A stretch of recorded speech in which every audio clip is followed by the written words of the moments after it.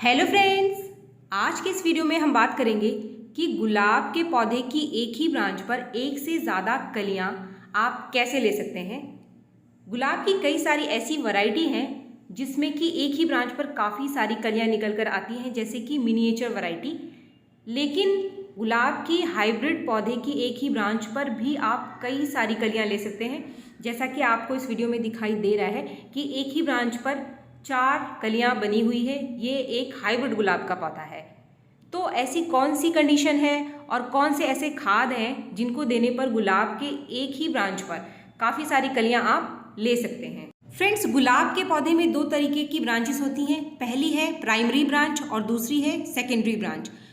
Primary branch वो branch होती है जो कि पौधे के बिल्कुल बेस से यानी कि ग्राफ्टिंग नोड से निकल कर आती है। प्राइमरी ब्रांच को हम बेसल शूट्स भी कहते हैं। गुलाब के पौधे की जो ब्रांच जितनी ज़्यादा नीचे से निकल कर आती है वो उतनी ही ज़्यादा मोटी होती है। मैं आपको दिखा देती हूँ कि इस पौधे में ये जो जिसके ऊपर 4 कलियाँ लगी हुई हैं, ये बिल्कुल बेस से, बिल्कुल ग्राफ्टिंग नोड से निकल कर आ रहा है।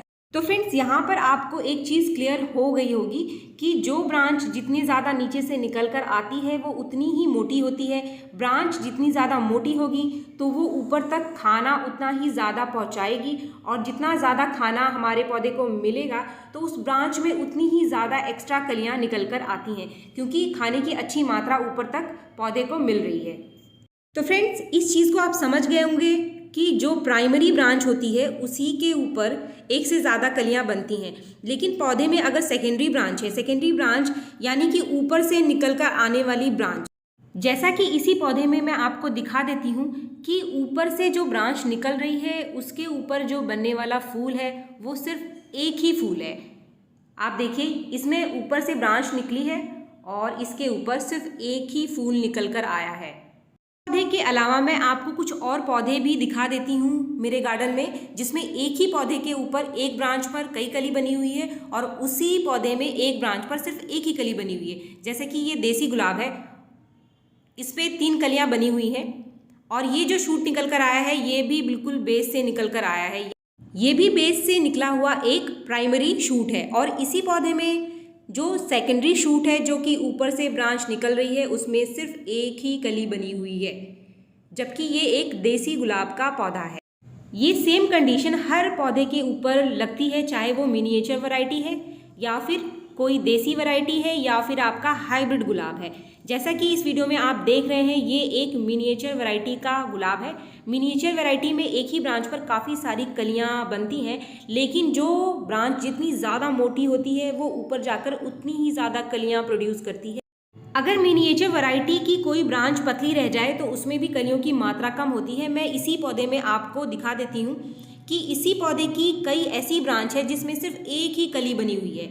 नीचे एक ये पतली सी ब्रांच है जिसमें सिर्फ एक ही कली बनी हुई है। ये मिनिएचर वैरायटी का पौधा है, लेकिन फिर भी इसमें एक ही ब्रांच पर एक ही कली है। तो कंडीशन आपको अभी क्लियर हो गया है कि एक से ज़्यादा कली लेने के लिए हमें ब्रांच मोटी चाहिए, प्राइमरी ब्रांच चाहिए गुलाब के ऊपर। फ्रेंड्स, ये तो अंतर था जो कि मैंने आपको समझा दिया कि प्राइमरी ब्रांच और सेकेंडरी ब्रांच में क्या अंतर है।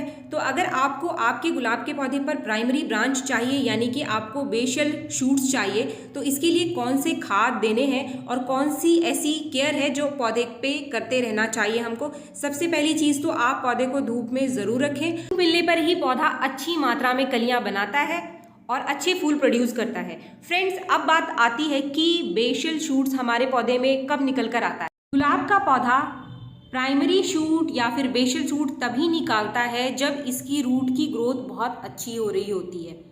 अगर रूट की ग्रोथ अच्छी है तभी इसमें ज़्यादा मोटी ब्रांच और प्राइमरी ब्रांच निकल कर आती है। रूट की ग्रोथ को बढ़ाने के लिए जो फर्टिलाइज़र हमें यहाँ देना चाहिए वो है फॉस्फोरस। अगर आपके गुलाब के पौधे को फॉस्फोरस अच्छी मात्रा में मिल रही है तो ये ज़्यादा से ज़्यादा बेसल शूट्स निकालेगा। फॉस्फोरस के अलावा जो दूसरा फर्टिलाइज़र पौधे की मिट्टी में होना चाहिए वो है नाइट्रोजन। तो यहाँ मैं आपको आगे बताने वाली हूँ कि ऐसा कौन सा फर्टिलाइज़र है जो आपके पौधे की मिट्टी में फॉस्फोरस और नाइट्रोजन दोनों की मात्रा को बढ़ा देगा और ज़्यादा से ज़्यादा कलियाँ प्रोड्यूस करेगा आपके प्लांट में। फ्रेंड्स, यहाँ पर जो पहला फर्टिलाइज़र है हमारे पास वो है एक ऑर्गेनिक कंपोस्ट। ये है गोबर की खाद। ये गोबर की सूखी हुई खाद है जो कि 1.5 साल पुरानी है। आप हमेशा गोबर की सूखी हुई ही खाद का इस्तेमाल करें। गोबर की खाद में नाइट्रोजन की बहुत अच्छी मात्रा मिलती है पौधे को। इसके साथ ही इसमें काफ़ी सारे माइक्रो न्यूट्रिएंट्स भी होते हैं। फ्रेंड्स, इसके अलावा जो 2 और फर्टिलाइज़र है हमारे पास, पहला है डीएपी। डीएपी यानी डाई अमोनियम फॉस्फेट। डीएपी एक सबसे सस्ता सोर्स है फॉस्फोरस का हमारे पौधे के लिए। अगर आपके गुलाब के पौधे की ग्रोथ रुकी हुई है तो इसका मतलब रूट की ग्रोथ रुकी हुई है, और आपके पौधे में रूट की ग्रोथ नहीं हो रही है तो आप डीएपी का इस्तेमाल ज़रूर करें। जो तीसरी चीज़ हमने ली है यहाँ पर, ये है सीवीड ग्रेन्यूल्स। सीवीड ग्रेन्यूल्स आप किसी भी कंपनी का ले सकते हैं। आप 1 चम्मच ले लीजिए। 1 चम्मच महीने में एक बार अगर आप दे देते हैं पौधे को तो काफ़ी है। तो यहाँ हमने 3 चीज़ें ली हैं। पहला है काओ डंग मैन्योर यानी कि गोबर की खाद, जिसकी मात्रा है 200 ग्राम के आसपास।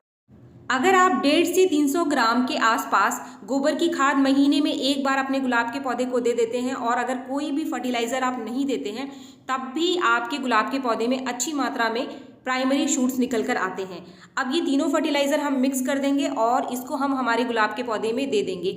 ये जो फर्टिलाइज़र है, अगर आप महीने में एक बार भी अपने गुलाब के पौधे को दे देते हैं तो आपको कोई दूसरा फर्टिलाइज़र देने की ज़रूरत नहीं पड़ेगी। इस फर्टिलाइज़र को देने के बाद, यानी कि ये जो कॉम्बिनेशन हमने दिया है डीएपी का, सीवीड का और गोबर की खाद का, इसको देने के बाद कम से कम 25 दिन तक आप कोई दूसरा खाद अपने गुलाब के पौधे को ना दें। चाहे वो होममेड फर्टिलाइज़र है, चाहे कोई कंपोस्ट है, या फिर कोई केमिकल फर्टिलाइज़र है। इस चीज़ का आप ध्यान ज़रूर दें। रिपीट करके बार बार आप पौधे को खाद ना दें। ऐसा करने से भी पौधा खराब हो सकता है। गुलाब के पौधे पर बेसल शूट्स या फिर प्राइमरी शूट लेने का एक लास्ट टिप, जो कि बहुत ज़रूरी टिप है, इसका ध्यान आपको तब रखना है जब आप नया पौधा घर पर लेकर आते हैं और उसको पॉट में लगाते हैं। ग्राफ्टिंग नोड को मिट्टी से सिर्फ 1 या फिर आधा इंच ही ऊपर रखें आप। अगर ग्राफ्टिंग नोड बहुत ज़्यादा ऊपर होता है मिट्टी से तो उसमें भी बेसल शूट्स बहुत कम निकल कर आते हैं। फ्रेंड्स, ये मेरा खुद का एक्सपीरियंस है। काफ़ी सारे गुलाब के पौधे लगा चुकी हूँ, तो मैंने ये एक चीज़ देखी है कि जब ग्राफ्टिंग नोड बहुत ज़्यादा ऊपर होता है तो उसमें प्राइमरी शूट बहुत कम निकल कर आते हैं। हमेशा उसमें सेकेंडरी शूट्स ही निकल कर आते हैं और उनमें कलियों की मात्रा ब्रांच पर कम होती है। तो फ्रेंड्स, वीडियो अगर आपको पसंद आया तो एक लाइक ज़रूर करें, और मेरे चैनल को आपने अब तक सब्सक्राइब नहीं किया है तो मेरे चैनल को सब्सक्राइब भी ज़रूर कर लें। मिलते हैं मेरे नेक्स्ट वीडियो में, तब तक के लिए थैंक यू।